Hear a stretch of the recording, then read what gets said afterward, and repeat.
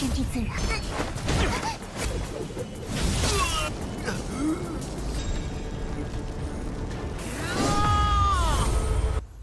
果真是人刀，又能如何？血气浑然幽冥，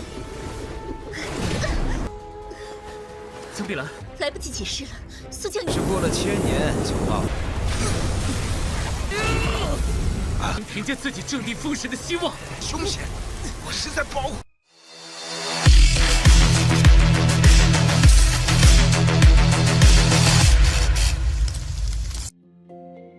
Halo semuanya, selamat datang di Ruang Sinema. Bagaimana kabar kalian semua? Semoga selalu sehat dan baik-baik saja. Pada hari ini kita akan kembali melanjutkan series Donghua Village Battle Spirit episode terbaru, yang mana ini adalah episode yang ke-161. Bagi yang mau bergabung dengan series ini, kita sudah sediakan playlistnya. Jadi kalian bisa mudah mencari di mana episode awal dari series ini. Sebelum kita mulai episode terbarunya, kita akan melihat dulu apa saja yang terjadi pada episode sebelumnya. Tepatnya pada episode 160. Kemarin para tetua Gunung Wendau telah melakukan pertarungan kepada Yang Gao. Bahkan penyerangan langsung saja mereka lakukan, tapi sebelum semua itu terjadi, teman-temannya telah datang untuk menyelamatkannya. Tidak hanya mereka saja, namun semua orang telah berkumpul. Pasalnya mereka ingin segera mengakhiri Gunung Wendau, sebab segala sesuatu yang telah mereka perbuat selama ini sangatlah kejam. Alhasil pertarungan pun langsung saja terjadi. Sementara itu di sisi lain, Qinan sudah meyakinkan dirinya kalau dia bisa mengambil pedang itu. Terlebih lagi, dia itu juga percaya kepada teman-temannya yang akan membantu dirinya. Kembali ke sisi luar, yang mana dalam pertarungan tersebut terjadi, para tetua Gunung Wendau merupakan masalah yang harus segera diselesaikan. Pasalnya, mereka begitu mengganggu para murid. Gadis yang mirip dengan gadis harta juga telah memberikan bantuan yang membuat para tetua Gunung Wendau terkejut. Sekarang kita akan melanjutkan episode terbarunya. Tetua ini memberitahu kalau kabut beracun barusan mengandung ilmu racun seumur hidupnya. Jadi meskipun dia kuat, cepat atau lambat dia pasti akan meninggoy. Namun ia seketika saja terkejut pasalnya gadis ini malah memakan semua racunnya.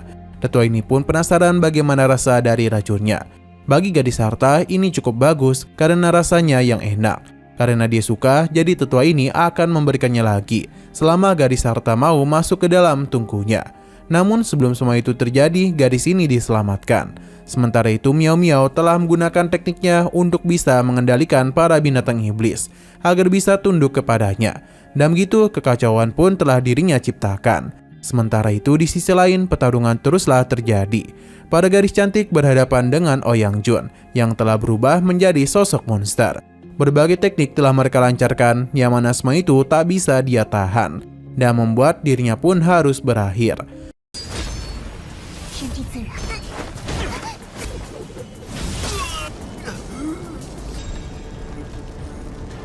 Sementara itu, serangan gabungan telah diciptakan oleh para tetua untuk bisa mengalahkan tetua pertama dari Gunung Wendau. Serangan ini terlalu kuat jadi hanya bisa dia tahan saja. Namun masalah akan dihadapi, pasalnya Qinan telah muncul sambil membawa pedang barunya. Ranahnya juga telah setengah tahap penguju yang membuat mereka sangat terkejut. Pasalnya perkembangan kemampuan Qinan sangatlah cepat. Tebasan pedang yang dia gunakan seketika saja mengalahkan para binatang buas dan juga menyelamatkan beberapa rekannya. Tidak hanya itu, tetua ini juga telah terkena serangan. Sadar kalau kondisi mereka tak baik-baik saja, tetua pertama meminta Mukun untuk bisa memanggil bala bantuan dari tuan mereka. Seketika saja aura di tempat itu mulai berubah karena aura langit selatan sudah kembali ke dalam alam dewa perang. Orang-orang yang telah mati termasuk juga para binatang monster yang ikut meninggoy telah dihidupkan kembali oleh teknik yang Mukun gunakan. Di saat Qinan hendak menghabisinya, waktu seketika saja terhenti dan muncullah sosok yang merupakan musuh utamanya. Sosok ini pun telah muncul dan sudah menduga Qinan lah yang akan menjadi lawannya. Meskipun dia sudah mendapatkan pedang pemutus langit, tapi dia bisa menjamin kalau Qinan tidak akan bisa berbuat apapun di hadapannya. Jadi pada hari ini Qinan akan dihabisi. Namun sebelum semua itu terjadi, ternyata Jiang Bilan merapalkan sebuah mantra untuk lepas dari teknik tersebut. Ia bergegas mengorbankan diri demi bisa menyelamatkan Qinan. Seketika saja jiwanya pun masuk ke dalam kesadaran Qinan dan tujuan kemari adalah untuk memberitahunya. 果真是人刀，又能如何？血气浑然幽冥，曾碧兰，来不及解释了，速降你第三。 Di saat kaisar wanita jatuh, nenek takdir telah menyembunyikan tubuhnya. 3 jiwa yang terpisah disembunyikan di cermin tembaga, benang merah, dan gelang emas dari gerbang langit selatan.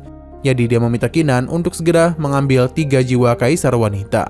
Nenek takdir sudah pernah memprediksi kalau itu adalah satu-satunya kesempatan mereka untuk mengubah jalannya peperangan. Gadis harta paham, jadi di saat Jiang Bilan terkena serangan, dia pun keluar. Yang membuat gerbang langit selatan terkejut karena dia masihlah hidup. Gadis harta membenarkan hal itu dan pada hari ini merupakan kematian dari gerbang langit selatan. Berbagai serangan langsung saja dia lakukan, namun semua serangan itu dapat dan mudah diserap oleh gelang emas miliknya. Dan percaya diri, dia menganggap kalau gadis harta sudah lupa bagaimana dia bisa kalah dari dirinya. Namun tanpa ia sadari, Kinan datang untuk langsung menyerangnya. Hal itu pun telah berhasil melukainya, yang membuat gerbang langit selatan mengingat tentang ramalan keluarga takdir. Kalau luka yang disebabkan oleh pedang pemutus langit bisa berefek kepadanya. Ini bahkan tak bisa disembuhkan, jadi gerbang langit selatan tak boleh lagi terkena serangan tersebut. Serang Kinan pun telah berhasil dirinya tahan. Ia juga meminta Kinan untuk sadar kalau dunia luar sangatlah berbahaya. Seharusnya mereka sadar kalau sekarang ia tengah melindungi mereka. Namun Kinan tidaklah percaya, karena gerbang langit selatan telah merampas segalanya di benua Changlan dan mengandalkan harapan semua orang untuk menjadi dewa dengan perkataan manisnya. Gadis harta juga ikut membantu yang membuat gerbang langit selatan marah besar.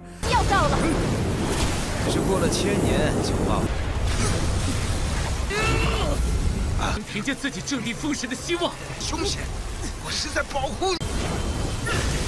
Berhubung mereka sudah ingin bertarung sampai mati, maka dia akan meladeninya. Selain itu, dia juga menjamin jikapun dia mati, maka akan ada sosok yang sepertinya lagi. Kinan tidaklah peduli sebab tidak akan ada yang berani menjadi sepertinya. Berbagai serangan teruslah dia lakukan yang membuat gerbang langit selatan agak panik. Ia mencoba mengajak Kinan untuk berbicara. Pasalnya dia itu bisa membuka segel Changlan dan bahkan mengantar mereka untuk terbang ke langit 9.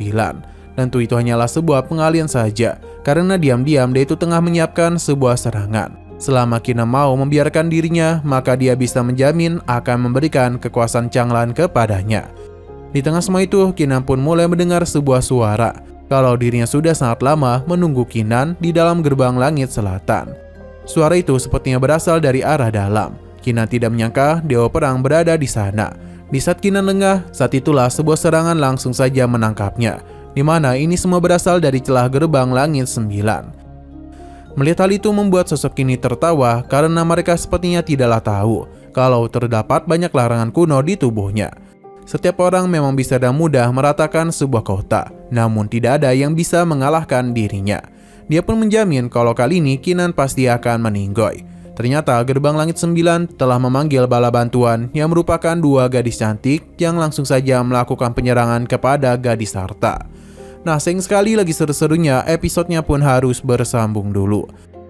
或者我们你放过我，一切没想到南天门里竟然还有个都能轻而易举的，而你手里。 三生劫。 Oke, sekian dulu pada video kali ini. Untuk video selanjutnya akan segera hadir. Jadi bagi kalian yang mengikuti series ini, langsung saja klik subscribe dan aktifkan loncengnya. Terima kasih yang sudah menonton video sampai habis. Jika kalian suka pada video ini, klik like dan share ke teman-teman kalian tentang channel ini.